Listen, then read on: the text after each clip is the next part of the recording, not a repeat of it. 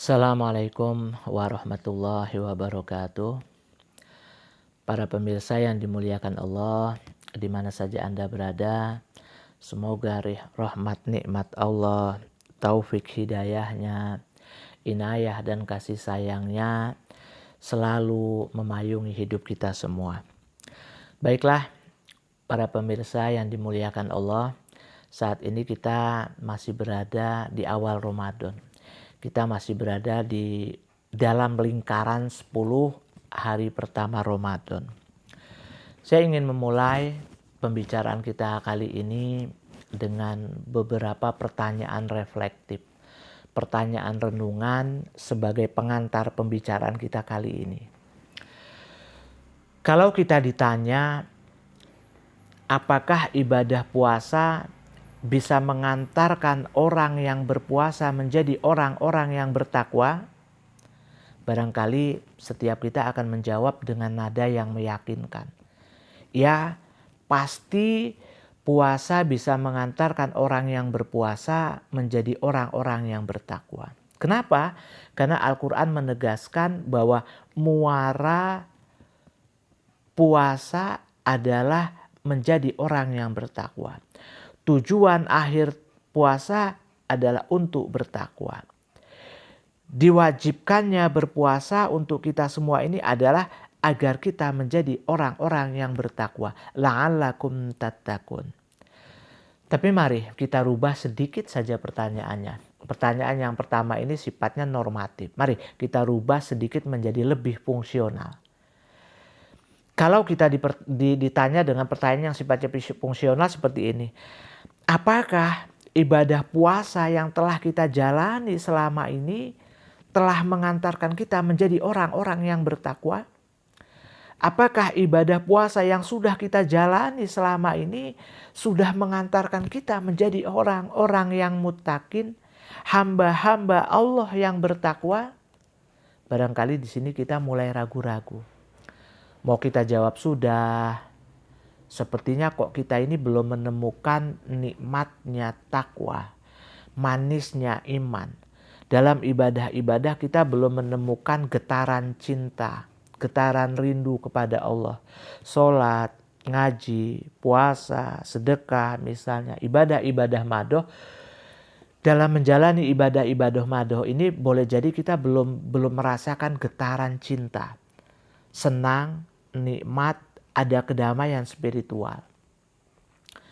Begitupun dengan amal-amal sosial kemanusiaan, mungkin boleh jadi kita belum tumbuh gairah, belum tumbuh semangat yang ikhlas. Tapi mau dijawab belum, kita sudah sekian tahun menjalani puasa. Mungkin ada yang sudah 10 tahun, 20 tahun, 30 tahun, atau bahkan mungkin sudah 40 tahun kita menjalani puasa. Lalu di mana problemnya? Puasa kita jalani, tapi boleh jadi kita belum juga menemukan benar-benar takwa itu belum sampai. Nah, makanya pertanyaan selanjutnya, pertanyaan besarnya yang ketiga adalah bagaimana kalau begitu untuk mencapai takwa? Puasa yang seperti apa yang bisa mengantarkan kita menjadi muttaqin, hamba-hamba Allah yang benar-benar bertakwa? Para pemirsa yang dimuliakan Allah, Imam Ghazali dalam karyanya Ihya Ulumuddin, karya beliau yang paling populer, membagi level puasa itu ada 3 macam.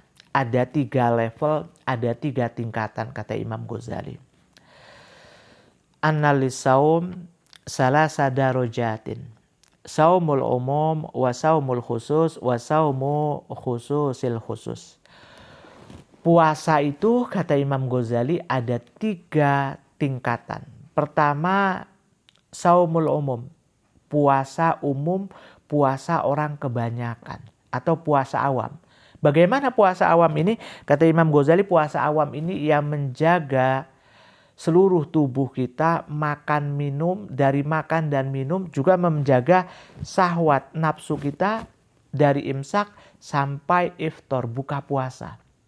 Jadi kita jaga seluruh tubuh kita ini dari kegiatan makan minum, dari kegiatan hawa nafsu syahwat sampai buka puasa. Tapi kita tidak jaga seluruh anggota tubuh kita ini dari maksiat. Jadi puasa iya, maksiat tetap. Kata Imam Ghazali sebetulnya ini puasa yang sia-sia ya, mubazir.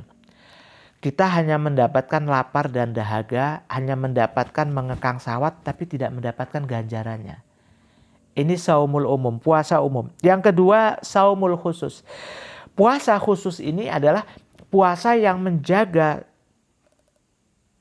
tubuh kita dari makan dan minum, menjaga juga dari syahwat, dari sejak imsak sampai buka puasa, tapi juga kita menjaga seluruh anggota tubuh kita dari perbuatan maksiat. Dan kita menjaga etika, adab-adab berpuasa.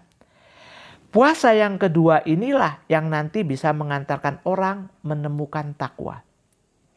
Menjadi orang-orang yang solihin, menjadi orang-orang solih, menjadi orang-orang yang muttaqin. Tingkatan yang ketiga kata Imam Ghazali ini saumu khususil khusus. Puasa yang sangat spesial sekali. Puasa yang paling tinggi, puasa para nabi, para sidikin, para mukorobin, para kaum arifin, para wali Allah, kekasih Allah. Puasa ini kata Imam Ghazali saumul qalbi, puasa hati. Artinya hatinya orang-orang soleh, orang-orang yang dekat dengan Allah, para nabi, para wali, para aulia, kaum arifin ini hatinya selalu terkoneksi dengan Allah, tersambung dengan Allah, ingat dengan Allah, memikirkan Allah, memikirkan akhirat. Sedikit saja mereka ini memikirkan dunia, batal puasanya. Bukan dunia yang untuk akhirat, tapi dunia untuk dunia itu sendiri. Nah, ini yang ketiga, ini bukan level kita. Nah, kata Imam Ghazali kalau bisa kita masuk pada level yang kedua. Kita masuk pada level yang kedua. Level yang kedua inilah yang bisa mengantarkan kita menjadi hamba-hambanya yang solihin, hamba-hambanya yang muttaqin. Karena itu para pemirsa yang dimuliakan Allah, pada pertemuan ini kita akan berbicara tentang puasa khusus, saumul khusus, puasa yang sudah masuk pada level spesial, yang ada rukun-rukunnya, ada syarat-syaratnya. Apa saja syarat-syaratnya? Kata Imam Ghazali ada 6 syarat puasa yang khusus, puasa spesial yang nanti bisa mengantarkan kita menjadi hamba-hamba Allah yang bertakwa. Syarat yang pertama al-awal kata Imam Ghazali ghaddul basori wa kafuhu anittisa'i fin nadhari ila ma yuzammu wa yukrahu. Ghaddul basori wa kafuhu anittisa'i fin nadhari ila kulli ma yuzammu wa yukrahu. Wa ila kulli ma yuzghilul qalba wa yulhi an dzikrillahi azza wa jalla.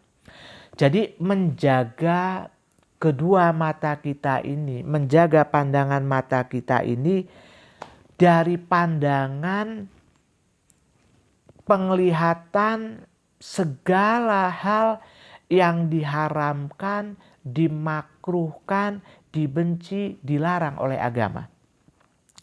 Dan dari segala wa ila kulli ma yusghilul qalba wa yulhi an dzikrillah. Dan menjaga pandangan mata kita dari segala hal yang bisa menyibukkan kita dari mengingat Allah, zikir kepada Allah. Pandangan mata ini kan mungkin bagi kita ringan ya.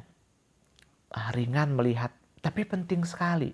Kata Imam Ghazali, mata ini melihat kalau sesuatu itu buruk, dilarang, haram, tercela, dia masuk ke hati kita. Lalu memberi bias, memberi seperti uap, seperti kaca kata Imam Ghazali, ketika kita nguap. Kita uapin, kita tiup, dia berbias. Nah, ketika ada pandangan yang kotor, yang buruk, kaca ini berbias, jadi butek, tidak bisa jadi tempat cermin. Padahal hati ini cermin ala malakut. Jadi penglihatan yang haram, kata Imam Ghazali, akan menciptakan mata hati kita, cermin hati kita ini butek, keruh. Lama-kelamaan kalau kita umbar pandangan mata kita, hati kita jadi berkarat, hitam. Jadi tidak bisa memantulkan fenomena alam malakut.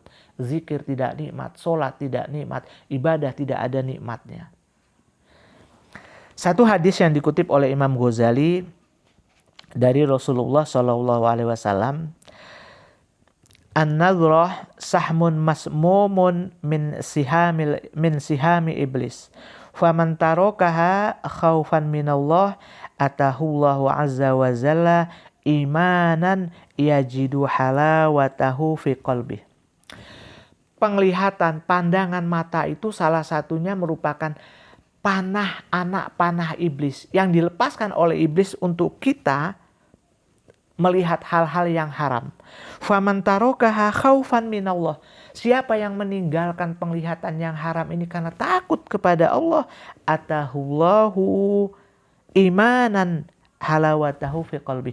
Allah akan memberikan di dalam hati kita ini rasa manisnya iman. Jadi penglihatan yang sederhana, tapi ketika kita tinggalkan dari melihat hal-hal yang dilarang, hal-hal yang diharam, Allah menjanjikan akan dihadirkan manisnya iman. Ibadah jadi nikmat, sholat jadi senang, ngaji, zikir jadi memberi kedamaian spiritual. Halawatu iman, kenikmatan, kemanisan, kelezatan iman. Ini yang dijanjikan oleh Allah. Nah, puasa itu salah satu yang pertama sangat penting kata Imam Ghazali adalah ghodul basor, menjaga penglihatan mata kita.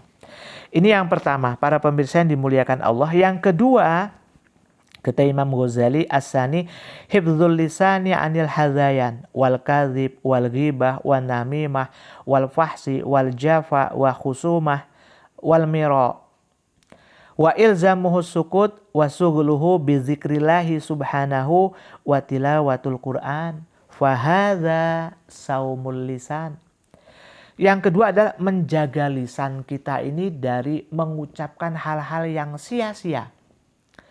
Dusta, menggibah, menggunjing orang lain, mengadu domba, ungkapan-ungkapan, umpatan-umpatan, kata-kata yang kotor, bertengkar mulut.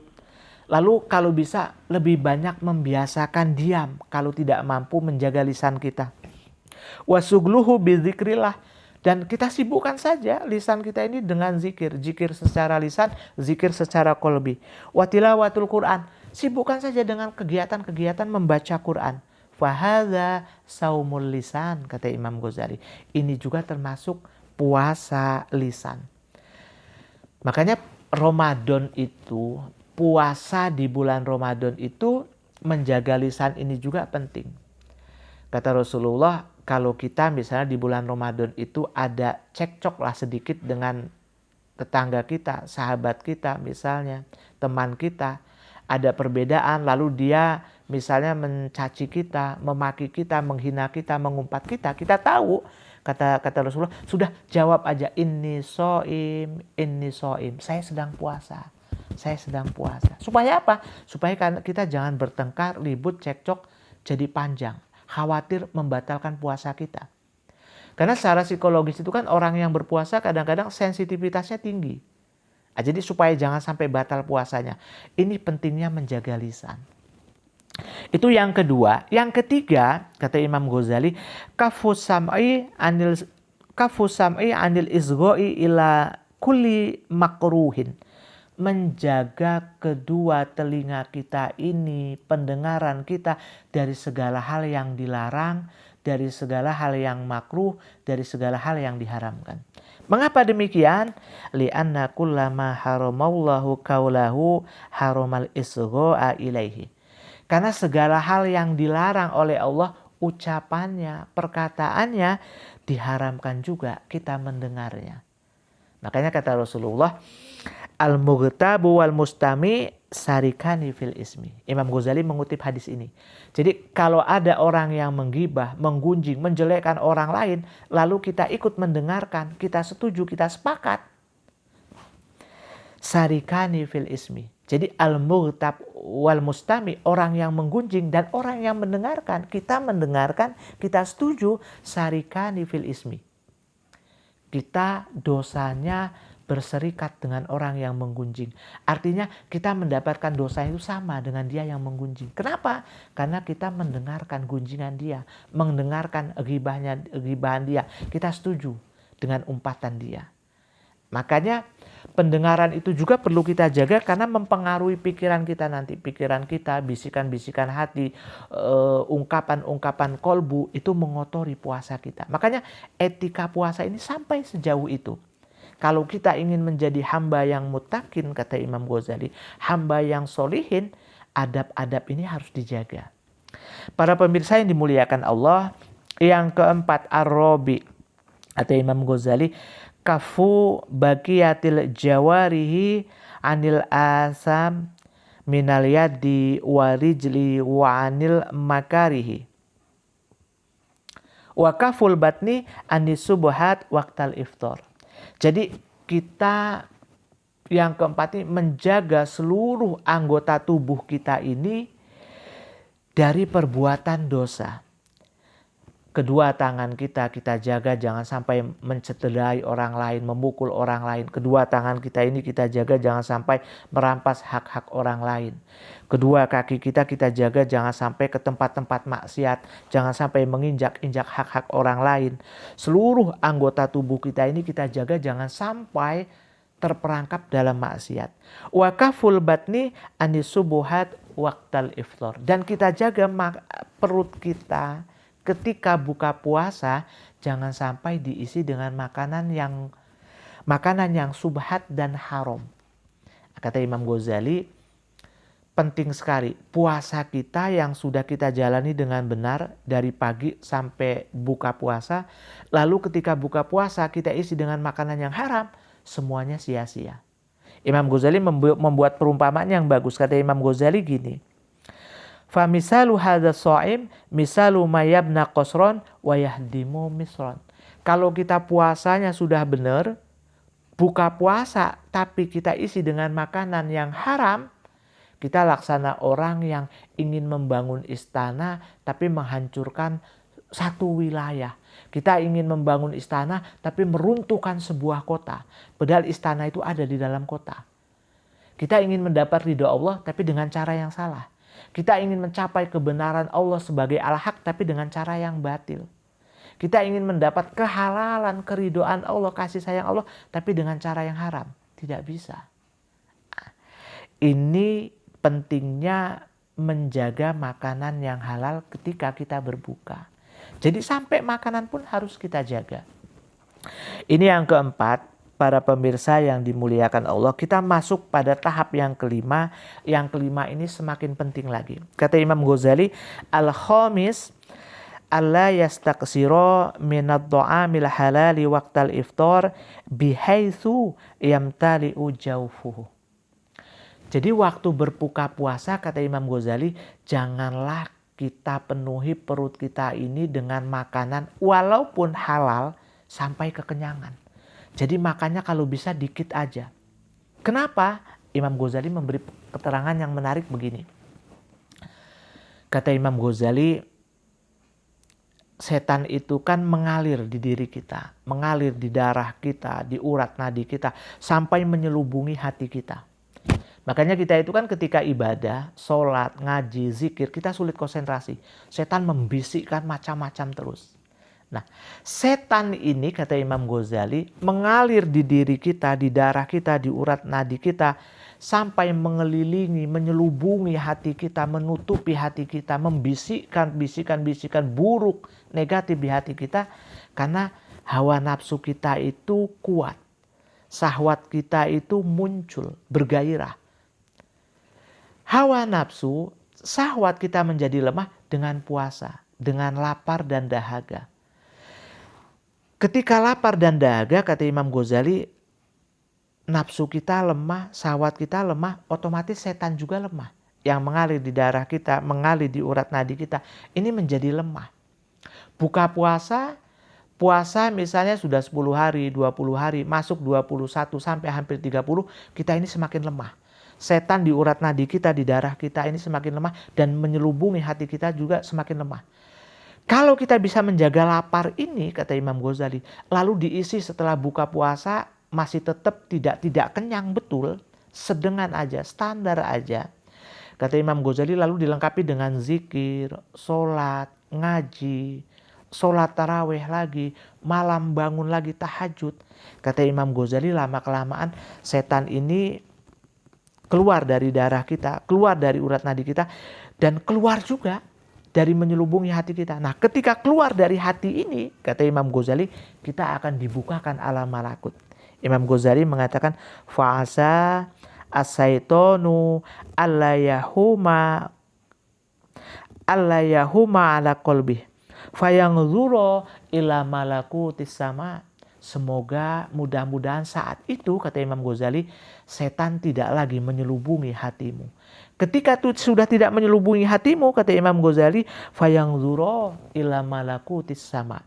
Malaikat yang turun, engkau dibukakan mata hatinya, engkau akan menyaksikan alam malakut. Inilah hakikat pencerahan spiritual. Bahkan kata Imam Ghazali, inilah hakikat Lailatul Qadar. Jadi kata Imam Ghazali, Lailatul Qadar itu setan itu keluar dari diri kita, setan keluar dari hati kita, malaikat diturunkan oleh Allah masuk ke hati kita, ke kolbu kita, menyelubungi hati kita, lalu basiroh kita ini terbuka. Menariknya, kunci salah satu yang utama untuk membuka mata hati ini adalah lapar. Makanya kalau kita baca di juz yang lain ya, Imam Ghazali ketika membicarakan tentang bagaimana menghancurkan syahwat perut dan syahwat kemaluan. Syahwat perut itu salah satu dengan lapar. Imam Ghazali menjelaskan fawaidul ju', faedah lapar, manfaat lapar. Ada 10 manfaat lapar. Nah, yang pertama itu kata Imam Ghazali adalah sofaul qalbi wa infadzul basiroh. Jadi salah satunya yang pertama yang paling penting kata Imam Ghazali itu menjernihkan mata hati. Hati kita ini menjadi jernih dengan lapar, dan wa infadzul basiroh, membuat mata hati kita menjadi tembus pandang. Tembus pandang ini bisa menatap alam malakut.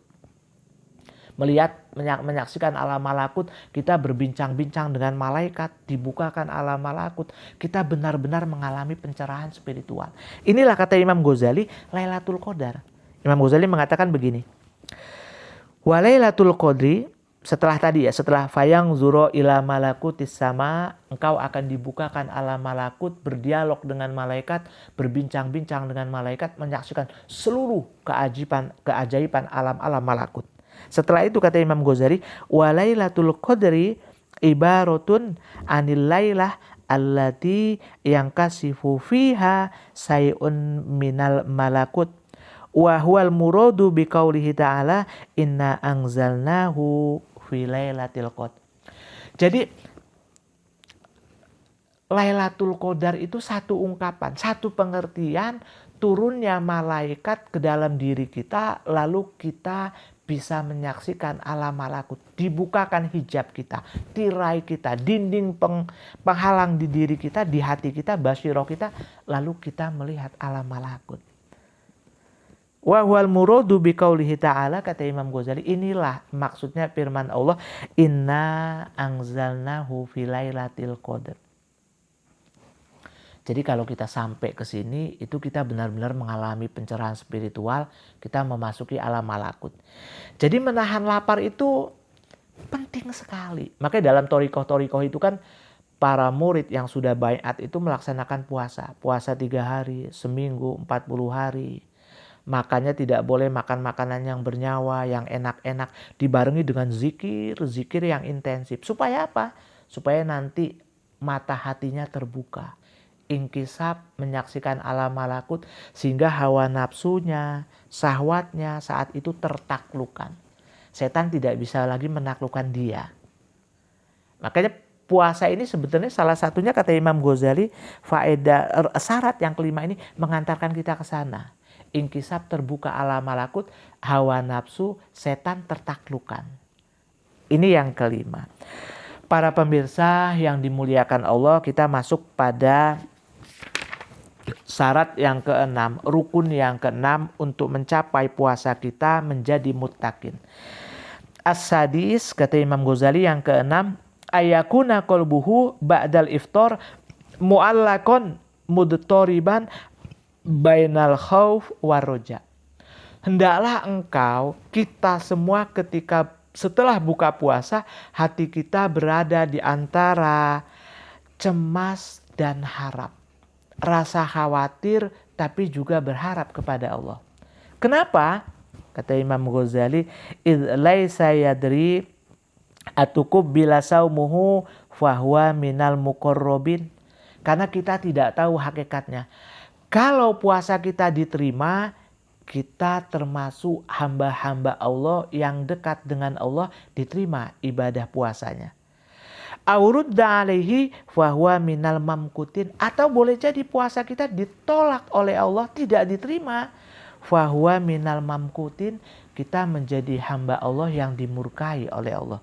Karena puasa kita tertolak, tidak diterima. Oke, barangkali kita berpikir, loh puasa saya ini sudah benar loh. Secara syariat, mengikuti Rasulullah, fikihnya benar, syariatnya benar, lalu juga sudah ikhlas. Syarat ibadah diterima itu kan benar secara syariat, ittiba Rasul, mengikuti Rasul, benar secara syariat, lalu ikhlas. Oke, mungkin kita sudah benar secara fikih, secara syariat dari pagi sampai sore, tapi bagaimana dengan keikhlasan? Boleh jadi ikhlasnya ini kita belum ikhlas. Boleh jadi kita mengatakan, oh saya sudah ikhlas. Iya, ikhlas menurut kita. Tapi menurut Allah, belum tentu. Makanya di sini ketika sudah buka puasa, hadirkan rasa cemas dan harap kepada Allah. Cemas kita, resah kita, boleh jadi puasa kita tidak diterima. Allah maha teliti, maha detil sekali. Boleh jadi terselip riak di hati kita. Tapi kita juga jangan terlalu tenggelam dalam pesimisme, dalam keresahan, dalam kegelisahan. Kenapa? Inna rahmati gholabat ghodobi, kata Allah. Sesungguhnya rahmatku itu mengalahkan murkaku. Rahmatku lebih luas dari murkaku. Nah, kita bersandar pada rahmat Allah. Supaya apa? Supaya kita terlepas dari ujub. Supaya lepas dari takabur, sombong. Ketika sudah puasa kita menjadi orang yang solih, menjadi orang yang alim, menjadi orang yang hebat. Tidak. Semua ibadah puasa kita ini bisa ikhlas, bisa benar, bisa menjalankan etikanya, adab-adabnya sampai sedetil-detilnya karena rahmat Allah. Bifadlillahi wa birahmatihi. Karena rahmat Allah, karena karunia, inayah, taufik, hidayah Allah. Jadi kita terbebas dari ujub, terbebas dari sombong, terbebas dari takabur. Para pemirsa yang dimuliakan Allah, kalau kita bisa menjalankan 6 konsep ini, kita bisa menjalankan 6 syarat, 6 rukun ini, kata Imam Ghazali, kita menjadi orang-orang yang soleh. Orang-orang yang muttaqin yang dijanjikan oleh Al-Quran. La'allakum tattaqun. Karena itu sebagai kesimpulan, mari 6 konsep, 6 syarat, 6 rukun yang dari Imam Ghazali ini kita praktekkan. Kita jaga kedua mata kita jaga kedua lisan kita jaga telinga kita jaga seluruh anggota tubuh kita dari perbuatan-perbuatan yang penuh dengan kemaksiatan, dari perbuatan-perbuatan yang dilarang. Lalu jangan lupa juga kita jaga ketika berbuka puasa, jangan sampai terlalu kenyang, sedikit-sedikit saja. Minum segelas air, manis, teh, atau sirup atau marjan, lalu kita makan 2 butir 3 butir kurma, snack sedikit saja misalnya, risol sepotong 2 potong. Makannya kapan? Makan penuhnya misalnya setelah sholat tarawih misalnya jam 8, setengah 9. Makannya juga jangan kenyang-kenyang, secukupnya aja. Lalu yang terakhir, ketika sudah selesai berbuka, selesai puasa, tiap hari setelah selesai berbuka, hadirkan dalam diri kita rasa cemas dan harap. Ya Allah, diterima enggak ibadah saya ini ya? Ya Allah, mudah-mudahan diterima ya Allah. Mudah-mudahan rahmat-Mu yang sangat luas menaungi ibadahku. Kalau ada kekurangannya, mohon diterima ya Allah. Jadi kita tidak bersandar pada kekuatan kita bersandar pada rahmat Allah. Mudah-mudahan dengan ini nanti kita, kata Imam Ghazali, menjadi hamba-hamba Allah yang takwa, hamba-hamba Allah yang soleh. Amin, amin, amin ya robbal alamin. Hanya ini yang dapat saya sampaikan, mudah-mudahan bisa menjadi bekal kita berpuasa dan puasa kita mengantarkan kita menjadi la'allakum tattaqun, menjadi hamba-hamba Allah yang bertakwa. Terima kasih atas segala perhatian, mohon maaf ada segala kekurangan. Ihdinas siratal mustaqim. Assalamualaikum warahmatullahi wabarakatuh.